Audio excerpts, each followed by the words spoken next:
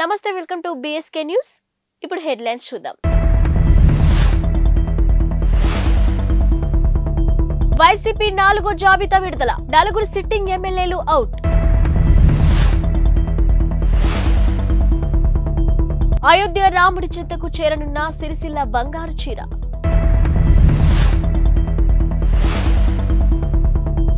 మణిపూర్లో మళ్లీ మొదలైన హింస, 7 మృతి.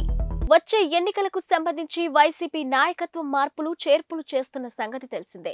ఇప్పటికే పలువురు సిట్టింగ్లకు టికెట్లను నిరాకరించగా ఇక చాలా మందికి స్థానచలనం కలిగింది. తాజాగా 4వ జాబితాను వైసీపీ విడుదల చేసింది. ఈ జాబితాలో ఎస్పీ రిజర్వ్డ్లో ఒక ఎంపీ అభ్యర్థిని, 7 అసెంబ్లీ స్థానాల్లో అభ్యర్థులను మార్చింది. ఇక 5 సిట్టింగ్లకు టికెట్లు ఇచ్చేందుకు నిరాకరించింది. ఇక సీట్లు కోల్పోయిన వారిలో 4 ఎస్సీ సామాజిక వర్గానికి చెందిన ఎమ్మెల్యేలు ఉన్నారు. నందికొట్కూర్, తిరువూరు, సింగనమల, మడకశిర నియోజకవర్గాల సిట్టింగ్లకు టికెట్లను నిరాకరించారు. ఇక deputy CM Gangadhara Nellore MLA నారాయణస్వామిని చిత్తూరు పార్లమెంటుని నియోజకవర్గ ఇన్ఛార్జిగా నియమించారు. సిరిసిల్ల చేనేత కార్మికుడు హరిప్రసాద్ కు అరుదైన గౌరవం దక్కబోతుంది. ఆయన రూపొందించిన బంగారు చీరను అయోధ్యకు పంపిస్తున్నారు. ఇక బీజేపీ జాతీయ ప్రధాన కార్యదర్శి, కరీంనగర్ ఎంపీ బండి సంజయ్ ఈ చీరను పరిశీలించారు.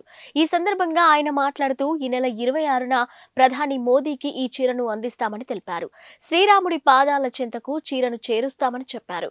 ఇక మరోవైపు హరిప్రసాద్ మాట్లాడుతూ 8 గ్రాముల బంగారం, 20 గ్రాముల వెండిని ఉపయోగించి 20 రోజుల్లో చీరను తయారు చేశామని తెలిపారు. శ్రీరాముడి చిత్రంతో పాటు రామాయణ ఇతివృత్తాన్ని తెలియజేసే చిత్రాలు ఈ చీరలో ఉన్నాయని వెల్లడించారు. ఇక చీరకు సంబంధించిన చిత్రాలను బండి సంజయ్ తన ఎక్స్ ఖాతా ద్వారా షేర్ చేశారు. ఇక ప్రధానమంత్రి చేతుల మీదుగా శ్రీరాముడి వద్దకు ఈ చీరను ఉంచేందుకే సిద్ధపరచడం సంతోషంగా ఉందని చెప్పారు. ఇక గతంలో అగ్గిపెట్టెలో చీరను ఉంచిన చరిత్ర సిరిసిల్లదే అని కొనియాడారు. ఇంతటి గొప్ప నైపుణ్యాన్ని సొంతం చేసుకున్న చేనేత రంగాన్ని ప్రోత్సహించాల్సిన అవసరం ఎంతైనా ఉందని పేర్కొన్నారు. ఇక చేనేత కార్మికులను ఆదుకునేందుకు తన వంతు కృషి చేస్తానని హామీ ఇచ్చారు. గత కొన్ని రోజులుగా ప్రశాంతంగా ఉన్న మణిపూర్లో హింస మళ్లీ మొదలైంది. ఇక బిష్ణుపూర్ జిల్లాలోని గురువారం మరో 4 హత్యకు గురయ్యారు. వీరితో కలుపుకొని తాజాగా హింసలో మృతి చెందిన వారి సంఖ్య 7కు పెరిగింది. ఇక వీరిలో 2 పోలీసులు కూడా ఉన్నారు. మోరే గ్రామంలోని సాయుధ మిలిటెంట్లు వీరిని కాల్చి చంపారు. మరో గ్రామంలో దుండగులతో జరిగిన ఎదురు కాల్పుల్లో విలేజ్ వాలంటీర్ మృతి చెందాడు. ఇక రిజర్వేషన్లో విషయంలోని కుకీలు, మొయిటీలకు మధ్య తలెత్తిన అల్లర్లతో అల్లకల్లోలంగా మారిన మణిపూర్ ఇటీవల జరిగిన ఘర్షణలో 175 మందికి పైగా ప్రాణాలు కోల్పోయారు. వందలాది మంది గాయపడ్డారు. ఆ తర్వాత కొన్ని రోజుల పాటు ప్రశాంతంగా ఉన్న రాష్ట్రంలో మళ్లీ తిరిగి ఘర్షణలు మొదలయ్యాయి.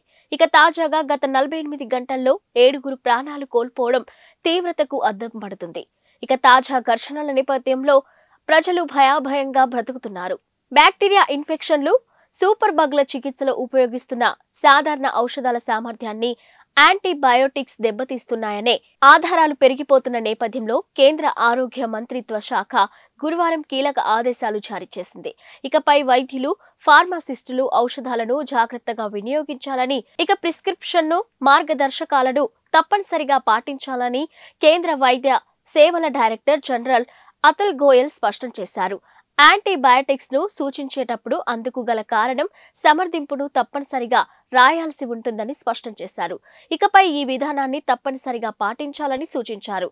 ఈ మేరకు మెడికల్ కాలేజీలు, all India pharmacist association, medical అసోసియేషన్ల వైద్యులకు వేర్వేరు లేఖల ద్వారా సమాచారం అందించారు.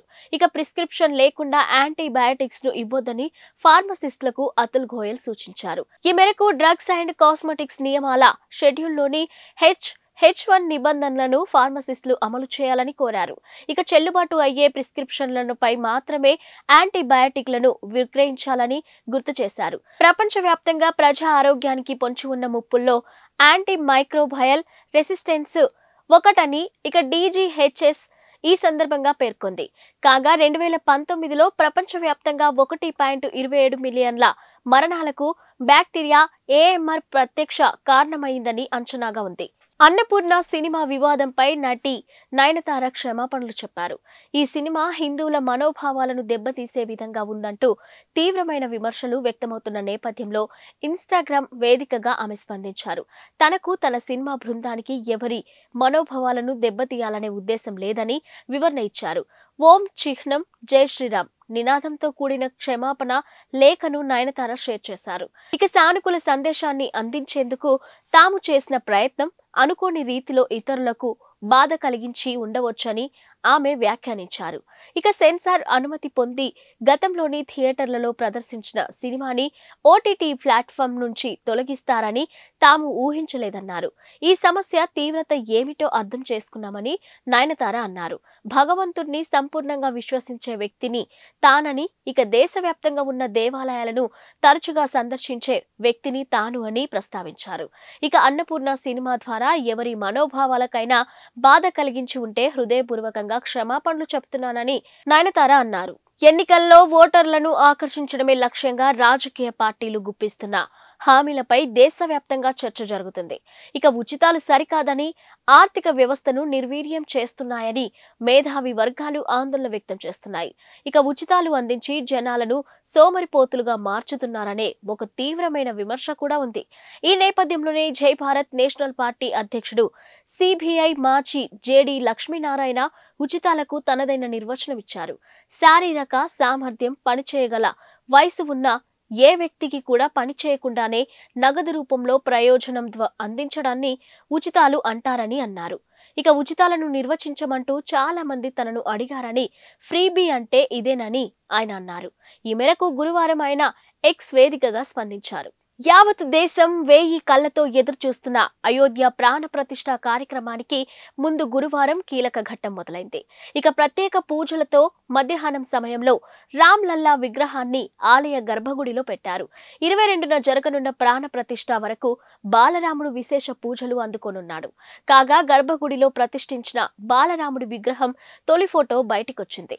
ఇక విగ్రహం ముఖాన్ని పరదాతో కప్పి ఉంచినప్పటికీ మిగతా రూపు కనిపించింది. నిలబడిన ఆకారంలో 5 ఏళ్ల పిల్లవాడిగా అయోధ్య రామయ్య కనిపించాడు. నల్లరాతితో 51 అంగుళాల ఎత్తుతో తయారు చేసిన ఈ విగ్రహాన్ని మైసూరుకు చెందిన కళాకారుడు అరుణ్ యోగిరాజు చెక్కాడు. కాగా జనవరి 22న ప్రాణ ప్రతిష్ఠ కార్యక్రమం జరగనుంది. ఇక ప్రధానమంత్రి నరేంద్ర మోదీ ముఖ్య అతిథిగా హాజరవనున్నారు. మరుసటి రోజు అంటే జనవరి 23 నుంచి భక్తులు అయోధ్య రాముణ్ణి దర్శించుకోవచ్చు. ఇక ప్రాణ ప్రతిష్ఠ కార్యక్రమానికి సుమారుగా 11,000 మంది అతిథులను ఆలయ ట్రస్ట్ ఆహ్వానించింది. వివిధ రంగాలకు చెందిన ప్రముఖులు ఈ జాబితాలో ఉన్నారు. వారిలో cricket legends Sachin Tendulkar, Virat Kohli, Bollywood super star Amitabh Bachchan తో పాటు పలువురు సెలబ్రిటీలు కూడా ఉన్నారు. ఏపీ కాంగ్రెస్ చీఫ్ షర్మిల తనయుడి ఎంగేజ్మెంట్ ఫంక్షన్ హైదరాబాద్ లోని గోల్కొండ రిసార్ట్స్ లోని ఘనంగా జరిగింది. ఈ కార్యక్రమానికి వివిధ రంగాలకు చెందిన ప్రముఖులు హాజరయ్యారు. ఇక జనసేన పార్టీ అధ్యక్షుడు పవన్ కళ్యాణ్ కూడా ఈ నిశ్చితార్థ వేడుకకు విచ్చేశారు. త్వరలో ఒక్కటి కాబోతున్న రాజారెడ్డి, అట్లూరి ప్రియలకు పవన్ కళ్యాణ్ శుభాకాంక్షలు తెలియజేశారు. ఇక షర్మిల బ్రదర్ అనిల్, రాజారెడ్డి, అట్లూరి ప్రియలతో కలిసి పవన్ ఫోటోలకు ఫోజులిచ్చారు. కాగా పవన్ రాకతో గోల్కొండ రిసార్ట్స్ లోని కోలాహలం నెలకొంది. ఏపీ సీఎం జగన్ తన సోదరి షర్మిల కుమారుడి నిశ్చితార్థ వేడుకకు సతీ సమేతంగా హాజరయ్యారు. ఇక షర్మిల కుమారుడు రాజారెడ్డి, అట్లూరి ప్రియల నిశ్చితార్థం వేడుక హైదరాబాద్ లోని గండిపేటలో గోల్కొండ రిసార్ట్స్ లోని ఘనంగా జరిగింది. ఈ కార్యక్రమానికి సీఎం జగన్, వైఎస్ భారతి విచ్చేశారు. ఈ సందర్భంగా వారికి షర్మిల ఆత్మీయ స్వాగతం పలికారు. ఇక నిశ్చితార్థ వేడుక జరుపుకుంటున్న మేనల్లుడు రాజారెడ్డిని సీఎం జగన్ ఆప్యాయంగా హత్తుకున్నారు. ఇక రాజారెడ్డికి, అట్లూరి ప్రియకు శుభాకాంక్షలు తెలియజేశారు. ఆమె తల్లిదండ్రులకు అభివాదం చేశారు. ఈ వేడుకకు విచ్చేసిన తల్లి విజయమ్మతోనూ జగన్ ముచ్చటించారు. ఈ కార్యక్రమానికి వైసీపీ అగ్రనేత వైవి సుబ్బారెడ్డి కూడా విచ్చేశారు. గుజరాత్ లో విషాద ఘటన చోటు చేసుకుంది. పిక్నిక్ కు వెళ్లిన 16 మంది విద్యార్థులు ఇటీవల టీచర్లు నీట మునిగి ప్రాణాలు కోల్పోయారు. వడోదరాలోని హరిణి సరస్సులో ఈ దుర్ఘటన జరిగింది. వడోదరాకు చెందిన ఓ ప్రైవేటు పాఠశాల తమ విద్యార్థులను హరిణి సరస్సు వద్దకు విహారయాత్రకు తీసుకెళ్లింది. ఇక విద్యార్థులు సరస్సులో విహరించేందుకు ఓ పడవ ఎక్కారు. వారితో పాటే ఉపాధ్యాయులు కూడా ఎక్కారు. పడవ సరస్సులో కొంత దూరం వెళ్లగానే తిరగబడింది. ఆ సమయంలో పడవలో 27 మంది ఉన్నారు. వారిలో 18 మంది మృత్యువాత పడ్డారు. ఇక ఈత రాకపోవడంతో నీట మునిగిపోయారు. కొందరిని బోటింగ్ సంస్థ సిబ్బంది కాపాడారు. ఈ ప్రమాదంపై కేసు నమోదు చేసుకున్న పోలీసులు దర్యాప్తు ప్రారంభించారు. సామర్థ్యానికి మించి పడవలో ఎక్కువ మందిని ఎక్కించడం వల్లే ఈ దుర్ఘటన జరిగింది ఉంటుందని భావిస్తున్నారు. కాగా పడవలోకి ఎక్కిన వారికి లైఫ్ జాకెట్లు కూడా లేవని తెలుస్తుంది. ఇవి ఇప్పటివరకున్న బులెటిన్ అప్డేట్స్. Keep watching.